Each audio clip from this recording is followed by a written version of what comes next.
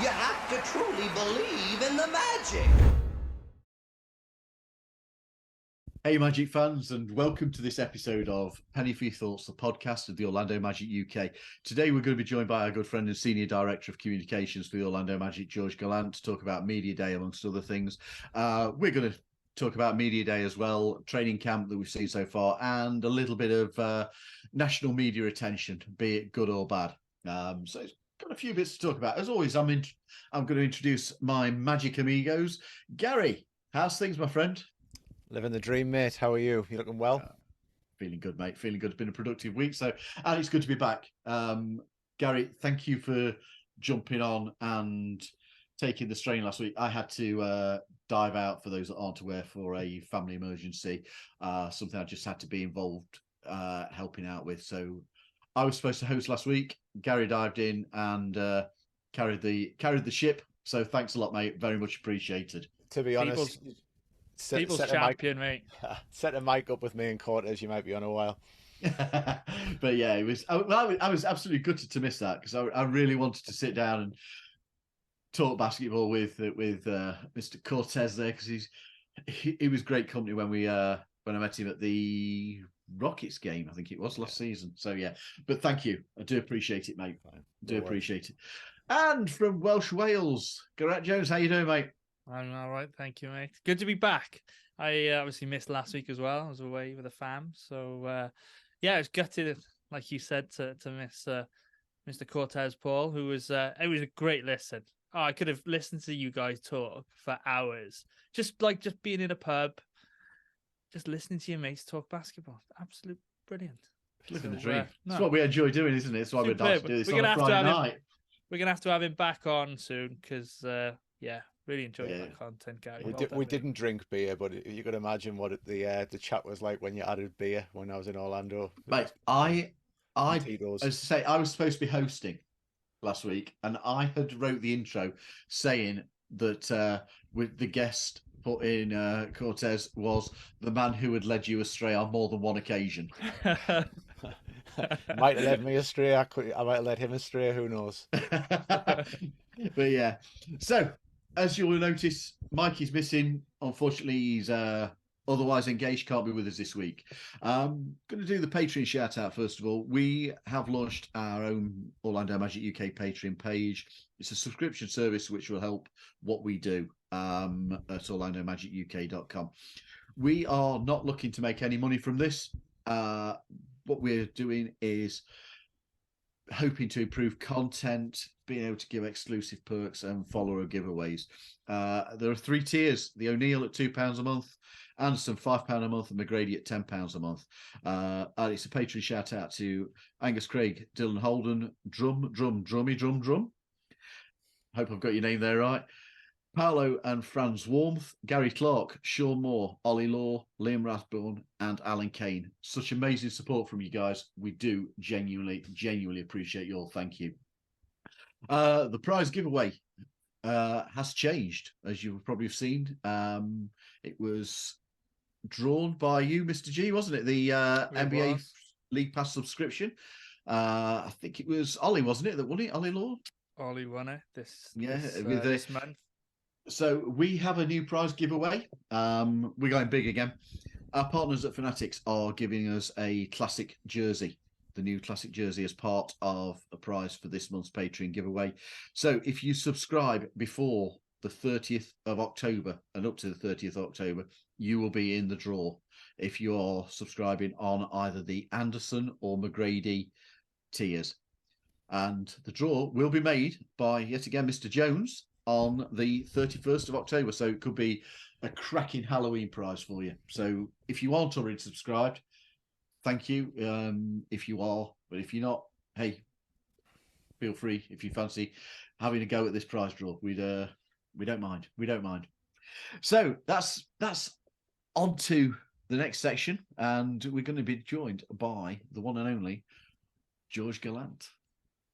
Okay, Magic fans, we are joined now by a man few Magic fans do not recognise, the Senior Director of Communications of the Orlando Magic and the better-looking half of the Dante and Galante show. George Galante, how you doing, mate? I need you guys to just intro me every time I go to talk to somebody. That'd be great. Yes, that's good. I'm good. How are you guys doing? Really good, really good. It's good to Thank you catch for up with coming you. on and joining us, mate. It's been far too long since we've caught up with you. Of course. No, always a pleasure talking to you guys. Now, we all fully appreciate that this is a busy moment for you. So we're going to crack straight on into your 24th season with the Magic, and I guess that it's had an eventful start. What with the interest through our draft night options, 35th anniversary, and then throw in media day that we've just had.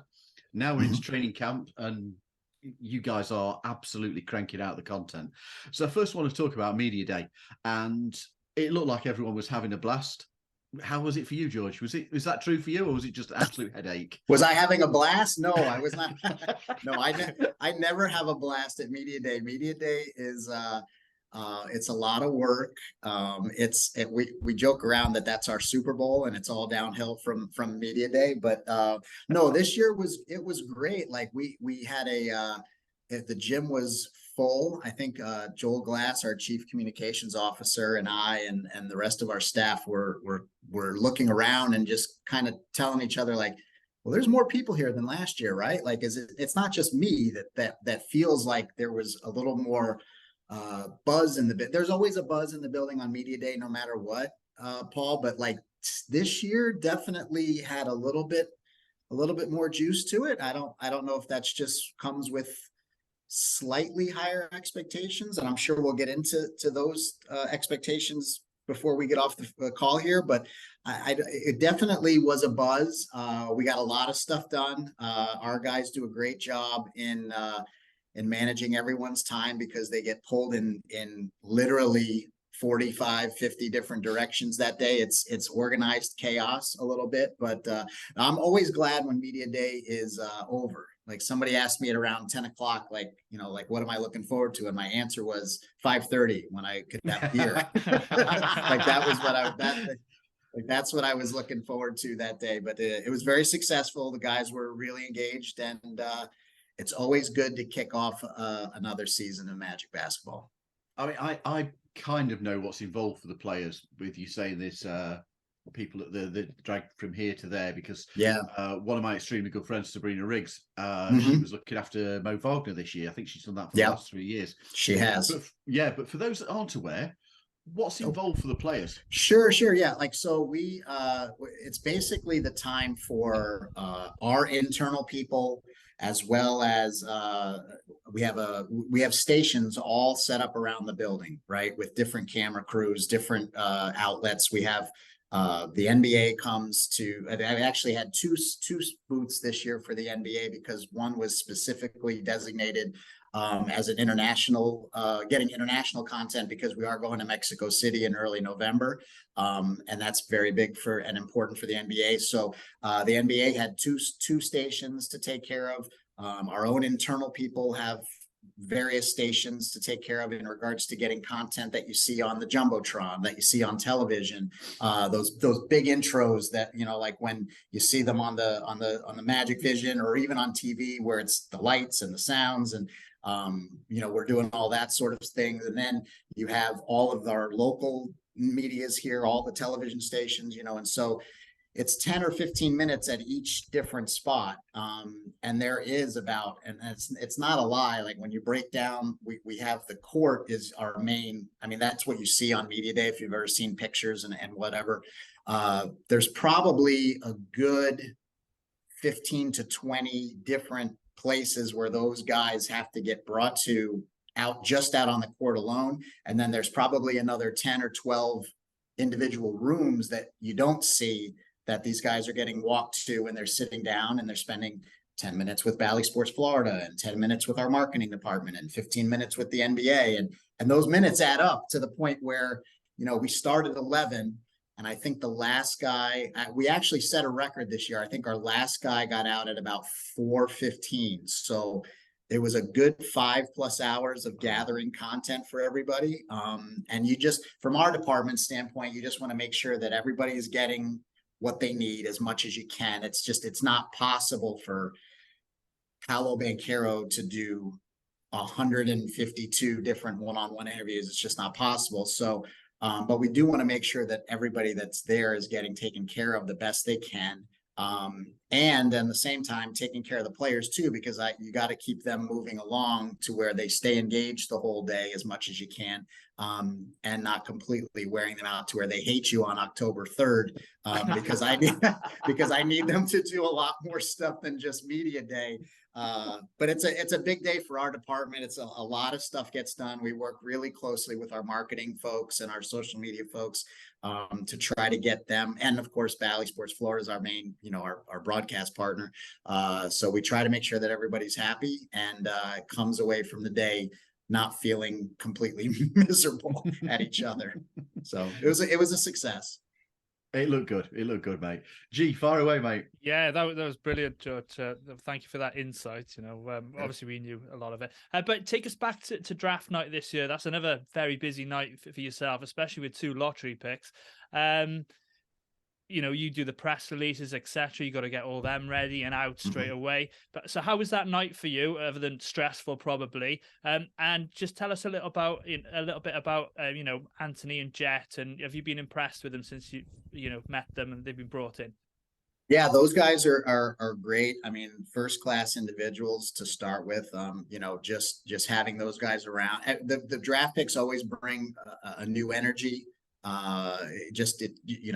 Different blood that comes into the building. And so those guys have been great so far. They're working really hard. The good thing I think this year in regards to our rookies is, in the past, I don't want to say, maybe in the past like 5-6 years, a first round pick will just automatically come in and they're going to just get a ton of minutes because that's the way our roster is constructed. I don't see that being the case this year for our 2 lottery picks. They're going to have to really work hard to get their minutes and to find their way onto the floor. And they're doing that now. Those guys are fitting in nicely. They're doing their thing. It's going to be a competition every day. And I think Coach Mosley said that a couple of times here. I don't know how well, I know you guys are, knee deep into the content and seeing what guys say and what coach is saying after every practice. But it's really a nice it's a nice change, because that means that, if those guys aren't handed minutes, that means that we're definitely headed in the right direction. These guys are going to have to work extremely hard to break into the rotation. So it'll be interesting to see how minutes shape up when the preseason starts, and then when that rolls into the 25th, when we're ready to really kick this thing off for real against Houston. Yeah, you had some good conversation on the pod squad this week, which thoroughly enjoyed. And, it was good to know that you got... So you were the listener. Gee, you were the listener. I was the one. Okay. There was more than me. There was a lot more than me there. That was maybe the 3 of you guys. And then maybe I'll just say the listeners, the 3 listeners over in England, and that's it. And my mother. if she can get the iPad working, yeah. Oh, man. George, obviously we're a million miles away in the UK here. We're not on the ground in Orlando, but particularly for people who aren't in Orlando, can you sum up what the fan mood is in the city at the minute? It is, it's you can feel it. You can definitely feel the excitement. Like I said before, I don't want to compare years, but there's definitely been years over the last like 5 or 6 where you don't really, fans are not as engaged as they are this year. I can definitely sense the excitement around town. Just that Magic basketball is coming back. There's definitely an excitement. I think they look at this group, and I don't know if it's just the way we finished last season, the way, obviously we got off to such a bad start. And a lot of that, you hate to blame everything on injuries, but that had a lot to do with where we were last year. I'd like to think that the truer reflection of what we are was the last 55, 60 games. I'd like to think that is something that we can hopefully carry over into this season. Now, unfortunately, like it's not all an incline, right? Like I think I might have said this on the pod squad, because I have to remind a lot of people, even there's a lot of staff members that have never gone through season, they're new to the staff, new to the league, new to whatever. And it's just like, well, just because we won, we improved 12 games last year. That doesn't mean now we're going to go, as much as we'd like to. It doesn't mean now we're guaranteed to go 46-36 this year. I mean, if we go 46-36 this year, Jamal should be coach of the decade. I mean, this, there's just not a steady incline like that. It's not guaranteed, right? So every year is different. Every circumstance is different when the calendar turns to game one. But all that being said, I do think the continuity that this group now has had and will be carrying into what is basically, Paolo's second season, Franz's third season, with the group and the core that have all kind of stayed together. I do think that bodes well, especially early on, because we're going to need it early on here because our schedule to start is brutal. To go out west right away is a swift kick in the groin. But I do think that having the continuity that these guys already know each other, they've played with each other. Hopefully that can carry through to get us off to a good start for the season. But the fans are really excited. Like there definitely is a buzz around town, and I think the community's hungry for the playoffs. I mean, they're hungry to be back to where we were, and frankly, so am I. So I'm very excited to see what this group can do. So I think there's a lot of curiosity. There's definitely a level of curiosity that hasn't been there in the last few years heading into 23-24 here. Yeah, we're excited. Absolutely, it doesn't feel like losing is an option for this team this year. And can I just say, if we do go 46-36, I've got some saving to do because we'll be back over for the playoffs. Well, 46-36 means listen, like you could be talking like second round, third round. That's 46-win team is a pretty good team. Now I don't know where we're going to fall. There's a lot of factors you have to take into consideration when you're just looking at, well, will the Magic we're going to make the playoffs this year. There's a lot of good teams in the East. The East is really deep. I think we know who those, we know Boston's going to be there. We know Milwaukee's going to be there. We know Philadelphia is going to be there, those type of teams. So it's always looking at the landscape of the East and saying like, okay, where do we fit? Like who are we competing with? And I do think when you look at it, from above, there's no reason to think that we can't compete with that, the lower tier teams that made the playoffs. Like who's to say Atlanta stays the same? Who's to say that, we're going to be fighting with Indiana possibly for those last few spots. Who knows where New York's going to, I do think New York's going to be really good, but you have to look at the East as a whole and then kind of compare yourself to where you realistically think you can be. And I just think the East is so deep. Like the East has a good 6 teams probably that you can look at and just like that go like something catastrophic has to happen for those teams to not make the playoffs, right? There's 6 teams you can think of off the top of your head: the Boston, Milwaukee, Philadelphia, Cleveland. I would even throw the Knicks in there. Something really bad has to happen to those teams for them to not make it. So you're looking realistically at where we could fall. And so I do think if we continue to improve and we continue to play the way, we finished at the end of last season, if we can carry some of that into this year, I think that the bottom half is definitely possible for sure. Absolutely. You've already touched on this in earlier answers, but with the 35th anniversary, the squad is getting recognition on a wider stage. I mean, this week we've seen Ramona Shelbourne say that she's got us going into the playoffs. Paolo's rookies numbers, a healthy Markel, a healthy JI, the success over the summer of Franz and Mo Wagner at the World Cup. It just feels that there's this storm of media attention coming on the team. And are you finding that in your professional life, that there's a growth in interest in what's happening in Orlando? Yeah, for sure. I just pulled Paolo aside today after practice, and I told, we have a couple of things that are, coming down the pipe for him that I wanted him to make sure, that he knew about coming up. And so, yeah, it's that the interest level is there. I would like for us to have, and this doesn't necessarily, well, no, it would impact you guys. I mean, I would like us to be on our national television a little more than we are.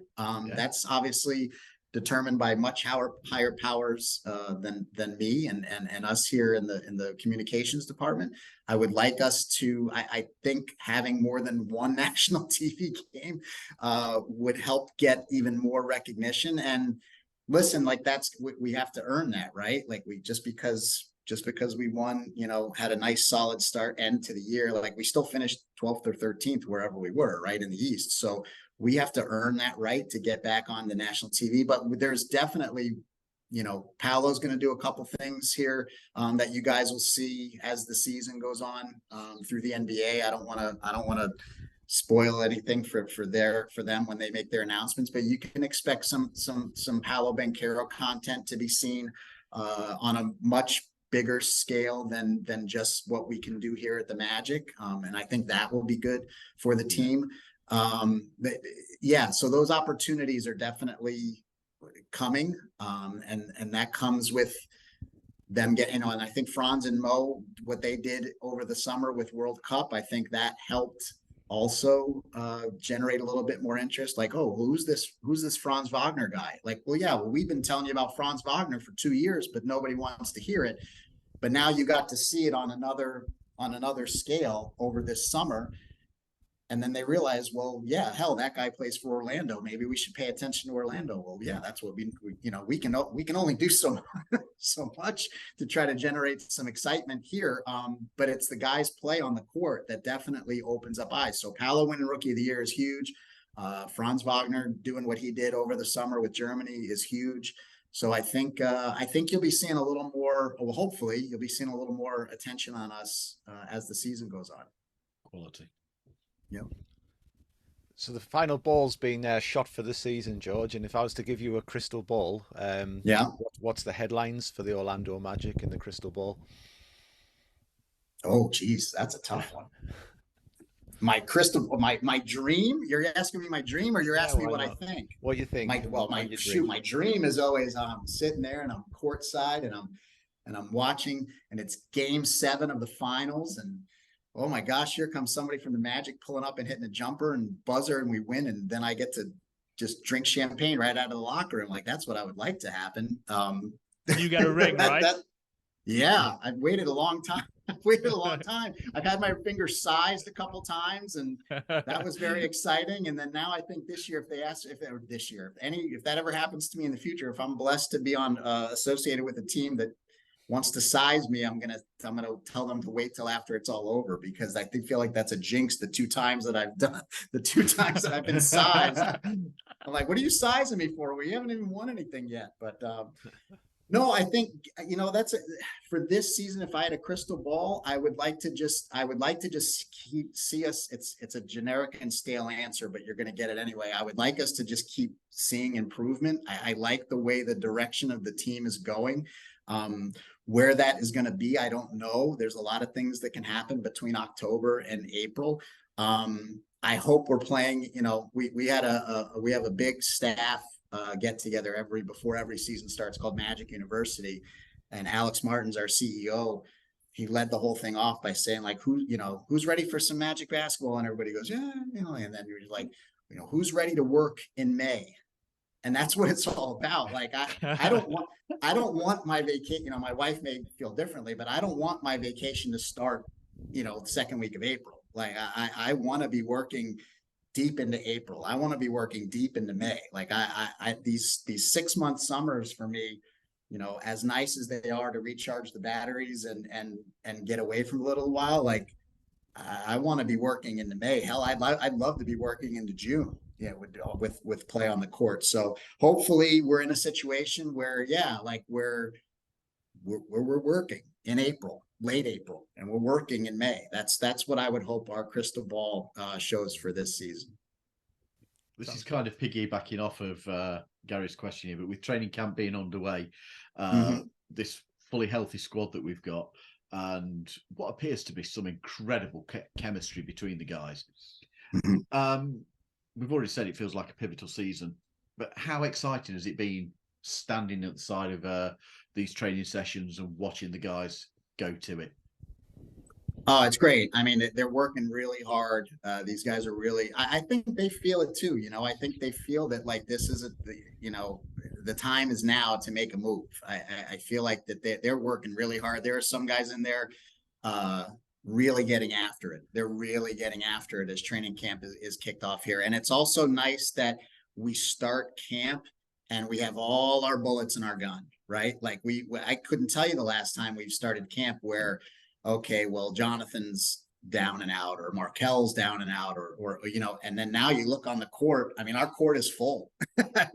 we have a lot of guys out there right now, and they're competing, and it's fun, and it's good, and it definitely has me excited to. I just want to crank this thing up. Like, I wish we could go out and play tonight.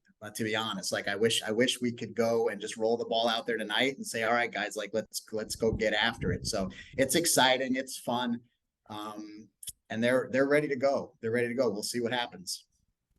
Brilliant. You were part of the Magic setup back when the team incorporated the Stars jersey back in, I think it was the '99 season. How excited were you with the rebrand and the unveiling of the iconic look this year? It's very cool. Like I think they picked a good look. I remember when we switched to those jerseys, and I remember it kind of getting, we got backlash a little bit for it. And I think it's just because those initial, anything new is weird, right? A little bit, like it takes you a minute to kind of get used to it, and that's your look. And then especially the jerseys that those took over for were, I mean, now they're iconic, right? The pinstripes and the Orlando font with the star on it, and to replace I just remember replacing those jerseys with these ones that are coming back now. At the time was like, it was very controversial. Like it wasn't well received at first, but then as I mean, you think of Tracy McGrady, one of the greatest Magic players, one of the greatest basketball players of all time. Like, you think of him in those blue star jerseys. I mean, that's what comes to mind. And so to be able to pay homage, and it's not just the Tracy McGrady's, right? It's that Heart and Hustle team, that team that Heart and Hustle team is always so great to look back on. And it's so weird to think that team didn't even make the playoffs, right? That's a team that everybody wrote off going into the season. It was Doc Rivers' first year as our head coach, and every national critic had picked us to literally win like 10 to 15 games that year. Like we were arguably the worst basketball team ever assembled. We saw it all, and that team went out and played their tails off. Came one game within making the playoffs. We're finished 500, and they wore those jerseys. So it's a nice tribute to them that they get to see those rolled out there as well. So it's exciting. I'm old, so I like the old stuff. Like I'm not, there are certain things that I see right here. We are as well. Like there's certain things I see with uniforms now, and I won't mention any names, but there's just certain things that just don't appeal to me. I'm old. I like things, listen, like the Mets are blue and orange, and they should always be blue and orange. Like I don't need the black jersey. But then you go talk to my kids, and they're like, "Oh, the black jersey's great," So it's like, yeah. I get it. It's not for me. I understand it. I'm not the target audience with these things. So when we get to throw back to a classic, that's my alley. Like I guess that means I'm classic now, right? Like so I like the old stuff. So it's a good look, and the guys like it too. Like the guys saw it, and they're pumped to wear it. Like they're really excited. Are you copping any of those $500 jackets for yourself, George? No, not for me. No, that is way out of my price range for a jacket. But hey, I think you guys would look good with those, right? Like I'm surprised you're not wearing them right now. There's a Welsh guy who would look really good. Going to say there's a certain one of the three of us here who has ordered it. Really? Yeah. Yeah. Gee, your wife approved. She doesn't know. She doesn't know. Oh, she knows now. Yeah, she knows now. I'm sure. Next week episode is from a bedsit that he's had to move into. G must control the finances, and see, I couldn't get away with that. That would come right Wow. across the books, and I'd probably have to send that right back. I'd probably have to send that right back. I'm gonna have to sell a kidney or something. So yeah, that's okay. You only need one. You only yeah, need exactly, one. exactly. Yeah, one's good. Yeah. You're fine. Yeah, no So, big deal. yeah. No, but We'll those be getting those jackets are really cool. Like I'll share a story with you. We when we were unveiling the 35th the jerseys and the court.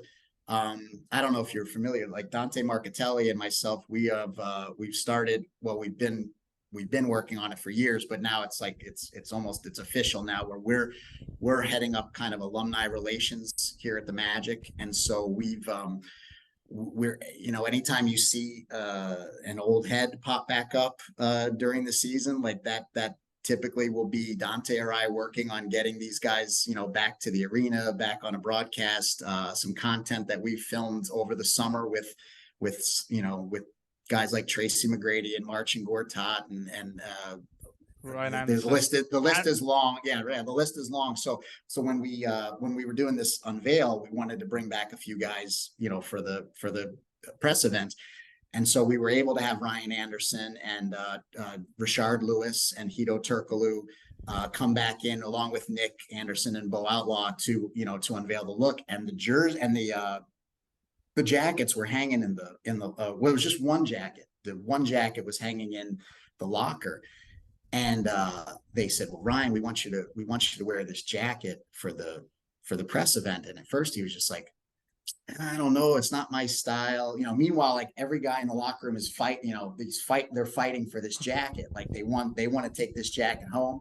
And Nick was all mad because at the end of the night, I think Ryan like was supposed to take the jacket off at the end of the event, and he just was he seemed very comfortable in the jacket, like just seemed very like he all of a sudden he liked the jacket now, right? And so they said Ryan would you like the jacket? And he's like, oh really? I might have to just get one of these. Yeah, this is great. And then Nick turned around and was like, where's my jacket? Like, why don't I get a jacket now?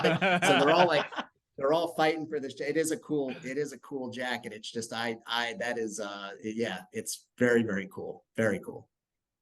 Oh, brilliant. So last question before we let you go. We really appreciate your time. Obviously, the season before last, we had the Cole Anthony game winner in Minnesota, where we saw you frantically chase Cole, you know, as he ran to the locker room so you could do your walk-off interview. Yeah. Yeah. Have you got any stories, you know, you or Joel, because Joel obviously does some of the other ones, when you're not there, that happened last season that we might not have seen or, you know, heard of? Oh, was there anybody? Oh man, you know, I can't think of, but you know what I don't like? I can tell you what I don't like. All right. The water dumping, you know, like that. How did we know that was going to be? I am not a fan. Like, I can understand if, like, okay, there was a game last year where we were against Detroit and Wendell tipped in the game winner at the buzzer. Okay, like that's exciting. I guess if you want to take a couple of cups and dump it on his head, like, okay, that's fine. When we beat somebody by like 13 or 14 and he's standing there doing the walk off, like that's where, like, I don't need somebody coming by with a water. Like okay, like let's act like we've been there before a little bit, like just a little bit. I don't need the water.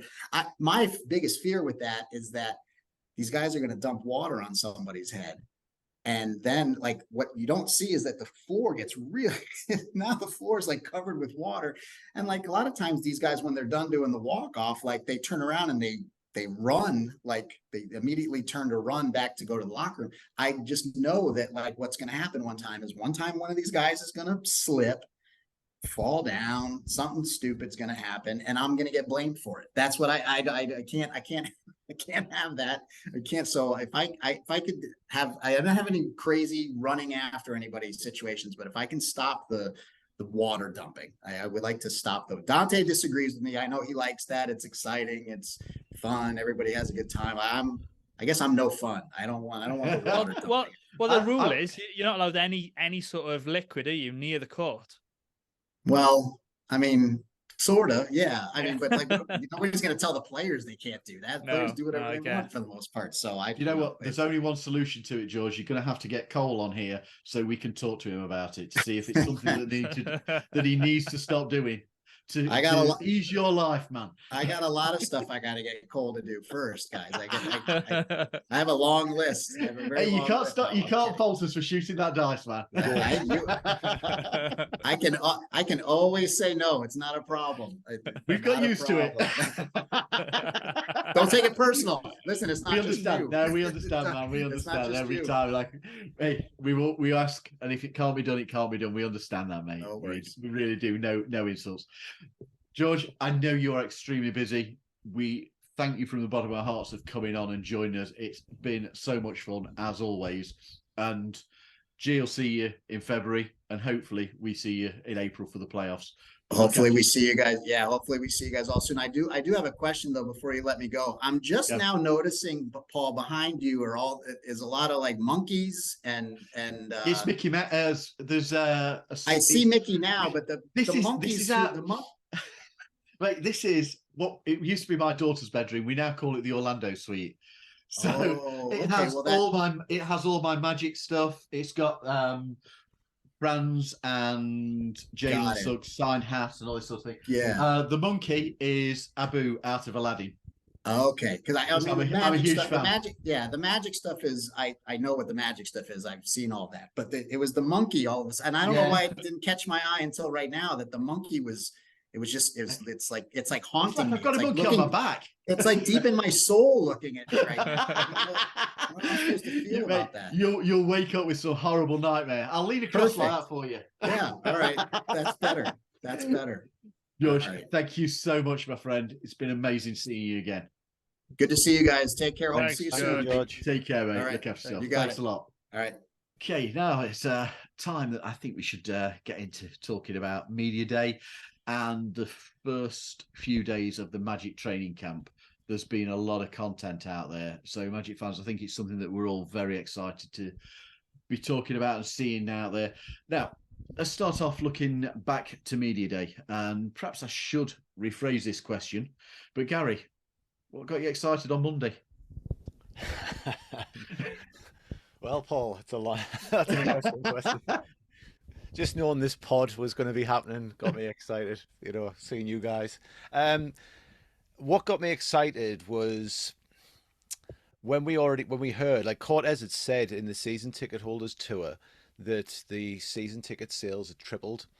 And then during the Media Day, the actual news, I think that we've got the 4th highest season ticket amount sold in the NBA, and I think that's huge for the Magic because we have seen in previous seasons, we've seen it ourselves, like games like Boston against the Lakers, etc., where you get these like Amway events where they rock up and they wear their colors, and it's going to be a lot harder if we've got the 4th biggest season ticket holder base in the NBA, because it's going to impact home court. Home court's going to be immense. It's going to reflect what the city does. So that got me excited. And I've got to be honest, when I was watching the Media Day, I really sat up and paid attention when they brought Mac McClung on.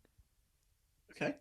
I'm just interested to follow that story of Mac McClung this season and just see what happens, because I think there's going to be a point where we see, I don't want to say about injuries, but I think there's going to be a point where we see McClung suit up for the Magic and throw down a couple of big dunks. So that's a prediction. So you're going to get McClung on your jersey then? Yep. That's going to be it. Who knows? I might do it, G. I might do it. I think you're leaning towards it now, aren't you? You're coming around after seeing everybody buying their jerseys. I'm coming round to that, and I think you're coming round to a Markel Fultz classic. So you could get a Big Mac, a Big Macum jersey, mate. I'd take the Big Macum bit, but I've only ever had one. I've only ever had one Big Mac in my life. Yeah, the Big Macum. There you go. We've got Biffa and we've got the Big Macum. We've now just got to get G and Mikey names for their jerseys. The G unit. So, Geraint, mate, how was your excitement on Monday? Oh, it's like Christmas morning, isn't it? Magic basketball is back. I know George said it's a stressful time for him, and I can sympathise. I'd love to have his job. I really would. Being in and around the team all the time. Taking in the highs, just getting to get involved with everything, and it's the team we love. But just seeing that, the players speak to the media, getting good content out of everybody, and shout out to everybody. Dan Savage, 6 Man Show, Philip Rossman Reich. Everyone's been absolutely superb in the last week. Obviously, being on the ground there in Orlando. So us from the UK, just got to say we really appreciate all the tweets and everything that they put out. So shout out to them. We're just so close now, guys. This time next week, we'd have seen a Magic preseason game. So it's 2 next week. It's October. The wind's picking up. It's getting a bit cold outside. But Magic basketball is just around the corner. So, favorite time of the year. What can I say? It is like it's your little birthday coming up, isn't it, mate? It is. It's like you're getting those. I suppose pre-season for you is like the advent calendar. Yes, you've got 4 or 5 doors to open up before the main event on was it October the 28th? Do we tip off properly? I haven't got it. 28th, I think that's the home opener. But yeah, sounds about right. I obviously was speaking with Sabrina Riggs, who was looking after Mo Wagner, and she was loving the atmosphere. 25th, I've got here. 25th, is it? October the 25th, yeah. No, she was just loving the atmosphere, and there seemed to be this excitement amongst the players as well to be in the building and representing the team. I think this media day is one of those days where I always find it really frustrating. I'll be honest with you. Yeah. Because of our location, we can't be there. We can't. Yeah. You know full well that we would have probably, in the same way as some of the other pods do, and they do a great job for us because we can't be there to do that. It's great to see what the access that they can get and the content they bring. But God, man, I'm not going to lie. I really want to be there, and I find it really frustrating that those sort of few thousand miles really do hurt our ability to commute in to be able to get involved in those sorts of things. It's one of those times where I do feel a little bit of jealousy. I'm not going to lie. I would love to see G on media day with media access, getting to speak to Markel Fultz. I would love that. It would be akin to the water dumping. There'd be this pool on the floor where G was just drooling, unable to get his words out. You can see it coming. But yeah, I think it looked like they'd got a lot of interest this year. Now, in the previous section where we spoke with George, if you're watching this on the short one, you'll have to go on to watch the George Galante interview as well, because he spoke about Media Day and how many more people there were present. And I think that just reflects the excitement that there is about this team. Now, I've been kind of soaking up some of the videos around the training camp, and there's been some real interesting things happening. So at silly o'clock last night on our WhatsApp group, a certain 2 members who are sat accompanying me tonight were having a conversation on the WhatsApp chat group about guard minutes. So as a result of, and that was as a result of David Steele's comments on the Pod Squad podcast. So, Gary, floor's yours to talk about guard minutes. Would this has been after midnight by any chance, Paul? It was certainly around that moment in time. Yep, it was. It was around the witching hour. I think if I was looking into the future and looking what I expect going into the season, I know people's got their own views on this and about who will be guards and starting, but if that's what I think you're going to see Fultz and Suggs start. I think if you look at some of the shots from practice that we've seen Suggs wearing the black jersey the same time as with Markel, and I think you're going to see that as the starting backcourt. I feel as though of all the Magic players on media duties, etc., I think there's been a real emphasis on Jalen Suggs. coming into this. He's been the face of the jersey launch. The guy's clearly been in the gym. He's been doing the media rounds. He's been hobnobbing with the legends. I just feel like Suggs is the one who's dialed in, and the way he ended the season, the flashes and glimpses he showed us, how apparently he's locked Anthony Black up in practice, and almost like as a welcome to the NBA. I think Suggs is coming out the gate this season with a mission statement. I think he's probably sat there in the summer and thought, look at what Franz Wagner's done for himself from the same draft. Look at all the talk that's going on. We've drafted a couple more guards. So I think Suggs might be the guy who gets the nod. And to be honest, with where he was drafted, potential, etc., if he's going to do it, now's the time he needs to start showing it. And I say that, I'm purely on Cole. For me, I think Cole's in our best lineup and best rotation. But I do think they've earmarked that six-man rotation for Cole. And when you look at the pictures I've seen from practice, Cole's wearing a grey jersey and he's practicing. I think Joe Ingles was in the same lineup as him, etc., with people who you would expect to be the first names off the bench. So I would fully expect that our guard minutes are going to be allocated with the starters being Fultz and Suggs. And then I think you're going to see Cole as the sixth man. I think you could see Cole getting a lot of minutes alongside Fultz and Suggs. So I expect their 3-minute allocations probably to be something similar, and whoever's playing best based on need to be closing games out. And I think the other person who's going to see guard minutes will be Gary Harris.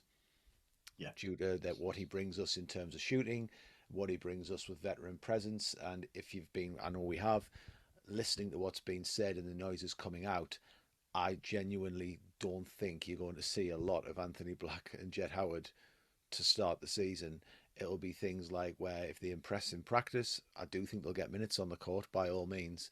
But if we're playing to win games, they're going to have to find a way to crack that rotation. So we might only see them either if we're blowing a team out, which I hope we are, or if we're being blown out. So I expect the minutes rightly to go between the four guys who've earned the minutes. And of those four guys, there are 3 of them who should be seeing the big minutes because they've earned them. 2 of those guys have been getting calls for most improved player and sixth man and things like that. Markel and Cole have put up, when they've been fit, numbers that we haven't seen in a long time from Magic guards. Both of them, when they've been fit. And Jalen Suggs, when he has had runs of games before he's been injured, has been playing his way to what you would expect from a number 5 pick. So I think that the minutes rotation will go between those 3, with Gary Harris being the 4th guard. I think it's huge.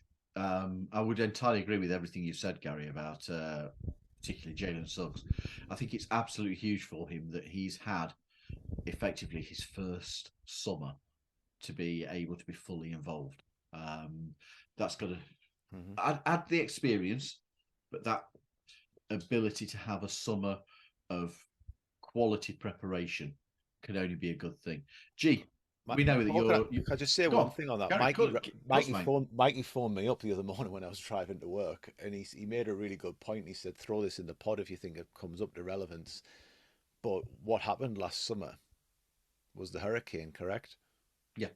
That disrupted our season prep. Yep.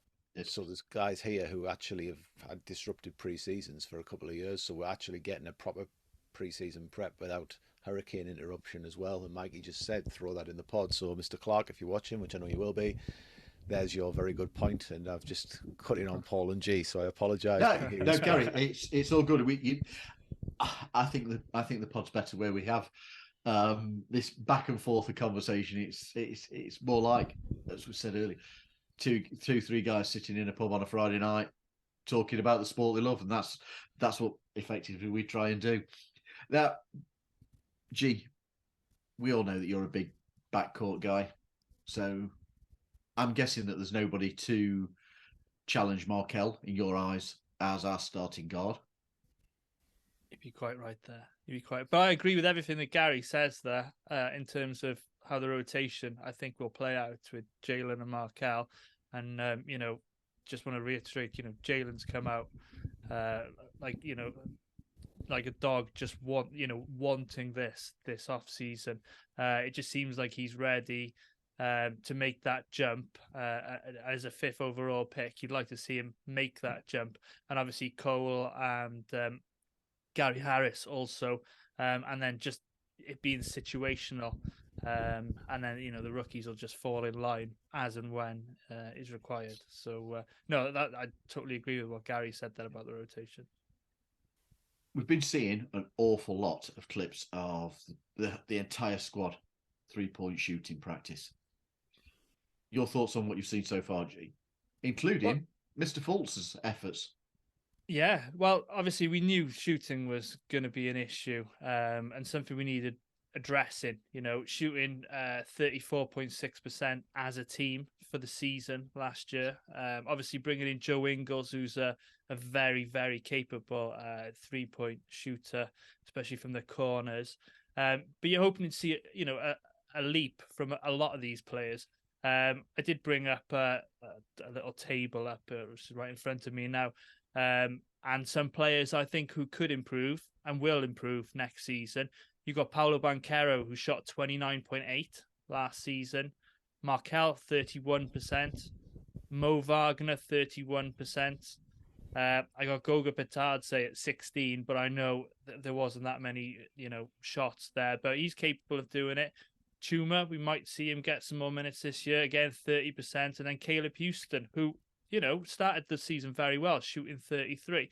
So you like to see them improve to the likes of what Franz did, 36%, Wendell, 35, Cole, 36.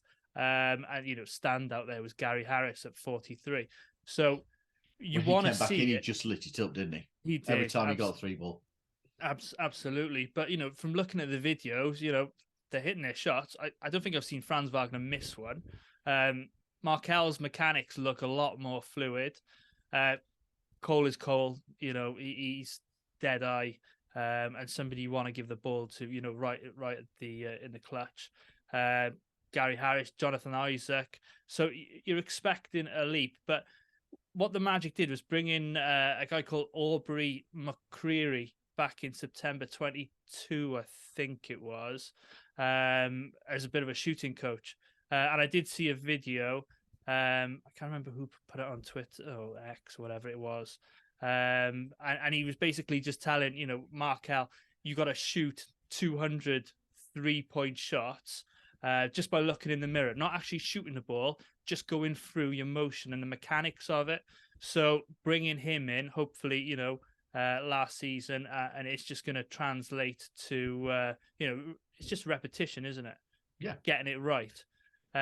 So I am thinking the team's going to improve on the 3-point shooting, especially with a bit more focus on Banchero and Franz Wagner. You're hoping, the likes of Joe Ingles, Gary Harris in the corners, even Caleb Houston's get open looks and be able to, improve on their percentage. Yeah, Joe Ingles has been knocking him down, hasn't he? As well on all the videos. Every time I've seen him, it's just, well, we've seen it in games, haven't we? Against us. It's just effortless. He knows where that basket is from the 3-point. Yeah. So I think he could be a huge benefit for, even if he doesn't get many minutes, benefit to the team to have that player there who can give that little bit of instruction as a veteran around the shooting of some of the younger players. But one of the guys you mentioned, J.I., happy to see him back? Oh, absolutely. Yeah. And, hearing that he's fit and healthy now, and, in the previous injury, wasn't as bad as it should have been.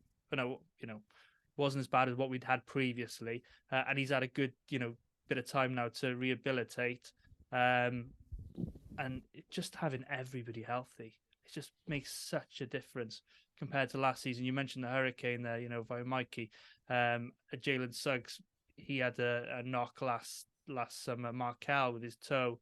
And I think Coach Mosley said something earlier in the week about, being able to work on something different because he had the continuity of the players that were there last season. So that's obviously going to benefit us greatly, just being able to work on different things because we already know the system. Yeah, and Gary, I'm sure that you will feel the same on this, but having Jamal Mosley, coach, moving into his third season with the team and very much keeping a core of a team together that he's had since day one with this squad. It has to be a huge thing going forward for us. Absolutely, and just saying about the 3-point shooters, we've missed off our best 3-point shooter, which is Mac McClung. Hey, there we go.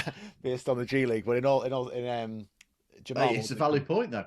Yeah, he can shoot, so we've heard the call. We'll see him out there, but yeah, Mosley coming back, he's done everything we hoped he would do and more. What we didn't want was, for me anyway, a repeat of a situation where you had a Jacques Vaughan situation where we had the previous rebuild.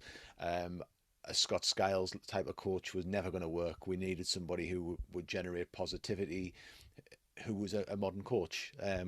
I really liked Steve Clifford as a coach, and I felt he worked wonders with this team. But he clearly didn't want to go through a rebuild, and that's fair enough. I don't know how he'd feel about his situation in Charlotte right now. Yeah, but yeah, Charlotte have got some vets as well. We'll see what they do. But I think Mosley he's got his system now and he's got his players, and it's a different pre-season for Jamal Mosley to what he's had previously, because Banchero, Wagner, Fultz, Cole Anthony, Wendell, we can go on and on and on, but these are respected NBA players now. They've made noise. You go down that list and you think about the hype that's around them. Well, we've heard all about Paolo. He's won Rookie of the Year. Franz has led Germany to the title. Wendell, we know his role within the team. We know that Markel's talked himself about a Defensive Player of the Year award. We know that Markel's been hyped up to be a Most Improved Player. We know that Cole's somebody who we could put a Sixth Man award around the neck of. He's been mentioned in Most Improved. Jalen Suggs has been mentioned. We've got Jonathan Isaac, comeback player, defensive specialist. The list goes on. So Mosley's not doing a rebuild anymore. He's got his guys there, and we know this because what the narrative is around the rookies. We've needed the rookies before to hit. We needed Cole Anthony to hit. We needed Chuma to hit. These guys now have to come in and prove that they're worth the minutes. And as it stands right now, they're on the end of the bench. So yeah, they've got time. They don't have the same level of pressure. But if those guys hit, if those guys really hit, they've done something to get in and earn those minutes. And it's a different position for the Magic. We're a different prospect now. So I think it's also a different preparation and mentality for Mosley, because you can see these guys are now having to join something. It's not like ground up and everybody here is new and who are you. It's like actually the big dogs are established on that team. It's going to be fantastic to see in these two pre-season games that we've got coming up during the next week what rotations we play. I know it's pre-season. We've said this all before. It not necessarily does the result have a huge impact. It's more about gaining repetitions, understanding the plays that the team want to make, getting some additional fitness within a game situation, and building that chemistry. Mm-hmm. It's not necessarily about the result. However, how good would it be for us to actually hit the floor this season with wins under our belt from pre-season with a fully healthy roster? Yeah, it would be a position that we haven't gone into a season in for how long? I really can't remember. I'm not even sure I've actually seen a season since I've been a fan that we've gone into a season in that position. It's nice when it happens, Paul. It's really nice. Mate, it's probably the reason that I'm so excited. One of the reasons I'm so excited for this season, because I'm not 100% sure that in my time as a Magic fan, since I've come to watching the NBA, that the Magic have actually gone into a season in that position. I think we've had bits where we just weren't very good at all, where you could say we were. Oh yeah, I remember that. But it kind of didn't matter in some cases. But in terms of where in recent years, I think we weren't even fully fit then when I'm saying it, but the nearest we've probably been is where the first season we made the playoffs under Cliff, where we had some type of players being fit, and even then there was injury problems. It was, yeah. So we've got, before we record again, the Pelicans pre-season. We're on the road at New Orleans and also on the road to Cleveland to face the Cavaliers. Anything that you particularly wanted to see from those two games? I know this is something we'd not planned to discuss, but I think it's important we throw it in here.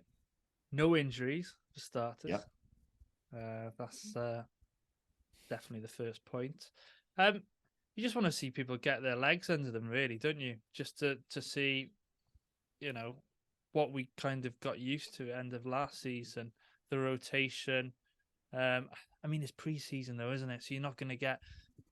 It'll be the last game of pre-season, but that's against the Brazilian team. So you're hoping that the game before that is the dress rehearsal. So the first two are just going to be get your legs under you. Then I'd like to see the dress rehearsal of what we should expect on opening night against Houston, and then you've got the game. I think it's against Flamengo. Is it Flamengo? Yeah, from Brazil. Obviously. No disrespect to Flamengo, but, inferior opposition. So maybe you like to see, some of the, Kevon Harris, Admiral Schofield, etc., get a lot more minutes in those games and just take it as a, just almost like a practice session. No offense. So that's what preseason games are. Yeah. But you want that one tune-up game. So the way they've done it, they're a competitive practice. I'd have rather had the Flamengo game, either first, second, or third, and then had a tune-up game with another NBA opposition as the last one. So in terms of the schedule, it's not ideal, but you just got to do it a couple of days before. Yeah, quality. Gary, do you think we see close to the starting unit that we can expect on opening night on the opening game? I think we're going to see minutes allocated around that. I think you're going to see experimentation as well, because I think you're going to have to think about where guys like, I'm not expecting a huge minutes restriction on Jonathan Isaac like there was before. He's had a pre-season behind him. So I think it's going to be interesting what not just the guard rotation, but the big rotation is. To echo as well what G said, I don't want any injuries. But if you ask what I really want, I want to see the pre-season where Markelle Fultz is hitting 35 to 40% from three on pull-up threes and catch and shoots. I want to see Jalen Suggs replicating the three-point shooting that he ended the season with. And I want to see Cole Anthony running into the season in hot form straight away. That's what I want to see. I want to see guys who've talked about their three-point shot start as they mean to go on. And I think the minutes allocations and rotations will, in the backcourt, sort themselves out from there. And in the front court, Jonathan Isaac not getting injured and seeing where he fits in as the former face and hope of this franchise, where in with Paolo, Franz, Wendell, where does GI fit? So I'm interested to see that. Yeah, excellent. Something that we've all noticed as Magic fans is there's been some increase in the frequency and the positive perception in media coverage of the Magic. So what I want to talk about here with you guys is something that was brought to our attention by Patreon member Dylan Holden. So Dylan, thank you for this, because it's quite interesting. In a week where we've seen Ramona Shelbourne backing us for the postseason, we see what I'll read out in a moment from John Hollinger at what is effectively Clown School, The Athletic. There's a reason that we cancelled our subscription with them, and that was after Josh Robbins left. Why bother? So for those that haven't seen it or read it yet, I will read this to you. This is what John Hollinger has written about the Magic when asked about the over and under. So the over under for the Magic is 36.5 wins, and he went that we would be under. And his words are, I find it almost inconceivable that over unders project Orlando to have as many or more wins as Toronto next season. I don't see any way the Magic will score enough points to realistically win nearly half their games, even with the FIBA World Champion Wonder Brothers on their side. For starters, Orlando's narrative from last season is pretty solid. Despite being a very young team, the Magic went 29-28 in their final 57 games after a brutal 5-20 start. Very valid. They might have snagged one or two more wins in the final week, if not for the realisation that those were now must-lose games for their draft lottery hopes. The Magic ended up beating Washington and Indiana by a single game in the reverse standings. Defensively, Orlando has a strong case to be a playoff caliber. If Jonathan Isaac comes back, open brackets, yeah, I know, but hear me out, close brackets, and is anything close to his former self, this could be a top 10 outfit on that end. While they were helped by some Jedi three-point defense last season, Orlando also has a huge. Hang on, I've caught the screen here.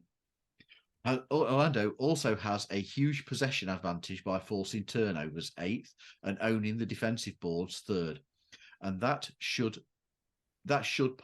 part should carry on. Guards like Markelle Fultz, Jalen Suggs, and rookie Anthony Black are harassing pests at the point of attack, while none of Orlando's core pieces are a minus on that end except Cole Anthony. Now, about Get the offense. pitchforks out, Gary. So, as he carries on, now, about the offense, the Magic can feel optimistic about their future because they have two very young forwards in Paolo Banchero and Franz Wagner, who already showcase advanced shot creation skills. Love it, Gary. Unfortunately, they're not quite at the level of being guys you give the ball to get out of the way. They're good, but it would be a surprise if either made an all-star team this year. Moreover, each ends up having to do too much right now because the backcourt is so incredibly underskilled. It's one thing to say you're a 6'9" guy with point like guard skills. It's another to actually have him playing the point guard role. So that's what he said. Gary, is there any validity in what is written here for you? He looks really angry. Go on, Gary. Let rip. This is such an incredibly valid article that's been written. When you look at the Toronto Raptors as the comparison, and you think I knew that'd rile you to start with. And you've got a world-class coach in Nick Nurse leading the Raptors alongside Marc Gasol, who's a premier defensive center, with Kawhi Leonard, who's a superstar on the Raptors. They've got an all-star backcourt in Kyle Lowry and Fred VanVleet, an up-and-comer in OG Anunoby, and a young all-star level power forward in Pascal Siakam. The Raptors would be a huge threat. The problem is that's not the Toronto Raptors. So the reality of it is, no, I don't agree with his article for starters. I was just waiting to see. I was watching G's face when I was saying that there, thinking, has he finally flipped?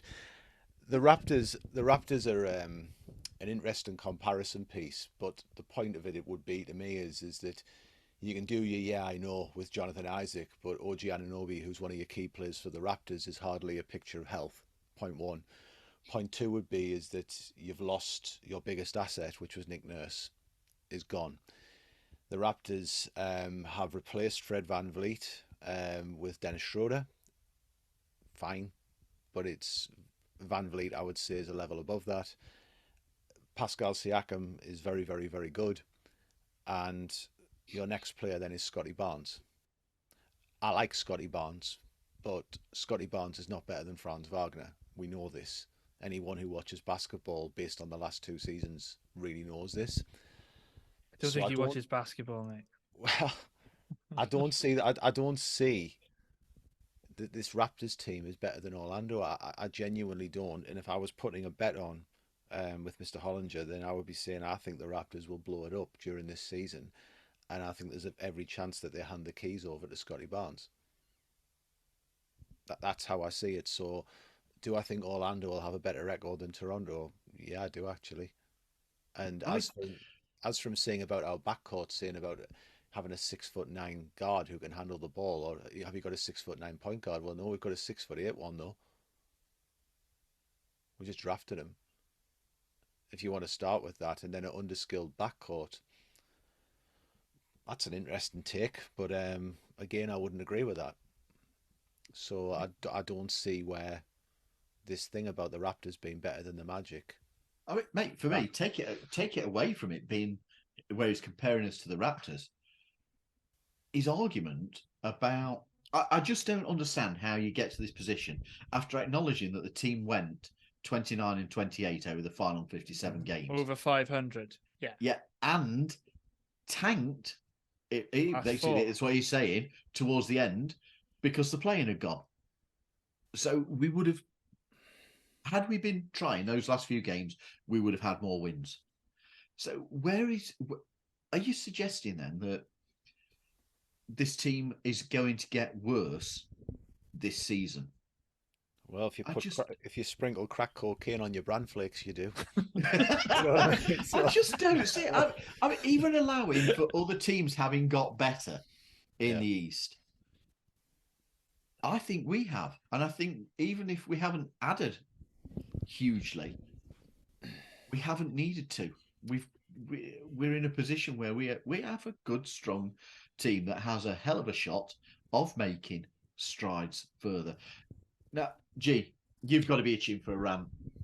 Yeah, you guys have taken my thunder because I agree with your points and it's what I got written down here. So, kudos to you guys. But, 36.5 wins, like you said, Paul, that 29 and 28, you take out the 5 and 20, you add a healthy Markel, you add, Jalen Suggs, who's had training camp, you add more experience on, the Wagner brothers. Banchero is a superstar. So, those 25 games where we went 5 and 20, we're not going to go 5 and 20. We aren't. Simple. No. So then you got over 500 for the other 57 games, including a couple of tanking losses. I don't want to say anything bad, but, it's a little bit, does he watch us? And then having a go at the guards. Okay, he's acknowledged that Franz Wagner and Banchero, really good young forwards, as he's put. But I don't think he's done his homework in terms of the guard rotation, especially, seem like I'm banging the same drum again, but, the impact that, Markel Fultz has. He's a winning basketball player. He's a pest on defense. He gets into the right places. His passes, his vision, just gives you that much more. So for me, I don't think Mr. Hollinger has watched enough Orlando Magic basketball. And as George said, we'd like to get a few more national games this season. Only just having the one on the prime time and then a couple of NBA TV. So hopefully, this season now we can make some noise, and then following season they might give us a few more. I'm still a little bit flabbergasted that the San Antonio Spurs, are having 19 games. Don't mind the Spurs, but I don't want to see Victor Wembanyama 19 times if they're going to get, drilled by 30 every night. I'm sure he will be a talent, but no, it's a little bit poor, isn't it? One of the line that got me as well is where he's talking about Paolo and Franz. They're not quite at that level of guys being you give the ball to and get out of the way. Franz won the World Cup. He won the World Cup. You give Paolo can drive. Paolo can get his own position, and we saw last season that he was being triple teamed. And didn't he get to the line like second most times out of anybody at one point during the season? So he is clearly that much of a threat that teams are looking and thinking we need to triple guard this guy. Now, perhaps that changes this season when we've got hopefully improved shooting. But Franz, great accuracy, an improving accuracy. I just don't say. I just think it was such a ridiculous piece that I've got to ask you. I've just got to ask you, and I thank Dylan for raising it. Yeah, I mean, you say about Franz's accuracy, 48.5% field goal percentage and 36% from downtown. Not to be sniffed at, especially when he's high volume and gets a lot of pressure. So you take a bit of pressure off him, and hopefully those numbers will go skyward. Yeah. If you were being like really, really generous to the article, and he would turn around if he was sat here and probably say, well, Dennis Schroeder led Germany as much as Franz Wagner did, which would be a valid point. Valid point. I think it's incredibly naive, and I think he's really overlooked Jamal Mosley in this as well, because the Raptors are led by I think Darko Rajakovic is the coach now, who's basically bounced around the G League and been an assistant and done similar to what Mosley's done, essentially. Like he's built a CV up and he's coming in as a young coach, and it may work for him. He may be fantastic. It worked for Nick Nurse when he came in and did it. It happens, but it's not really paying any respect to the fact that Mosley's here, and we hear how players talk about him. And by the way, who was invited out of all the coaches in the NBA, all the young coaches that are available? Who was the one who was asked to go and do the USA Select, to work with young players? Superb point, mate. Superb point. So it's incredibly disrespectful to Jamal Mosley, that, I think. And the article for me is clickbait, but I've got my own issues with the Athletic, which are a bit closer to home. So they'll never get a penny out of me, so it's fine. Right. Yeah. The other thing is, go on, G. I was just going to say, I mean, the one thing he did mention, in fairness, you got to tip his hat. He expects us to be a top 10 defense, but I would say that was an absolute minimum of where we need to be, given the players that we have. Especially Jalen Suggs, Jonathan Isaacs, your Wendell Carter Juniors, and that's what we want to be our calling card. Ring that bell in the practice. We want to hear that bell ringing the whole time, and this to be a fantastic, swarming defensive unit. But gee, like on last week's pod, Cortez made the point where he drew a comparison between this Magic team now in terms of defensive potential and the Bulls team coached by Tom Thibodeau, where it was with Kirk Heinrich and Derrick Rose and stuff. Now, obviously they got Rose, but they were a team that was built on defense. Yeah. And look at where they finished up. Now, the East is deep, and I don't expect to finish anywhere near Boston or Milwaukee this season, because I think they're absolutely stacked. But when you're saying, oh, well, they're a top 10 defensive team potentially, and then saying, but I don't think they're going to get anywhere near a 500 record, that maths doesn't add up. No. If you're a top 10 defensive team, and if you are going to be somewhere near that record, it's unless you've got a pop gun offense, but we don't have a pop gun offense. We've got two, we've got two 20-point a game guys. Exactly, mate. But yeah, I just don't see it. I genuinely do not see it. But Dylan, as I say, thank you very much for putting this through into the Discord group to discuss it, because I think it was an interesting thing, and wanted to bring it up on the pod. So thank you, mate.